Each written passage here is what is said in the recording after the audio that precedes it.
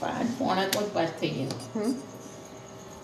પછી વળી કામ વળી કરવા લાગે.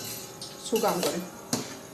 ના વાસણ નહીં ભરાય, વાસણ ભરાય, કપડાં વાળ્યા, અહીંયા બધું હરતું કરી દે. પેલા અમુક વાહન પર એટલે બપોરે હેઠા થઈ ઘસી કાઢે.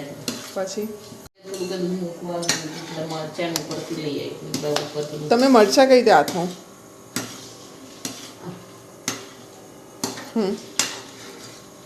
શું થયું?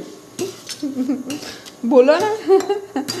હા હું એવું બોલવાનું. શું કરો મમ્મી? તમે બેસન બનાવો? બેસન, શેનું બેસન બનાવો? ચણાના લોટનું. મમ્મી આ શેના સાથે ખવાય? ભાખરી જ્યુસ સાથે ખવાય, રોટલા સાથે ખવાય, પછી રોટલી ભાખરી સાથે સારું લાગે.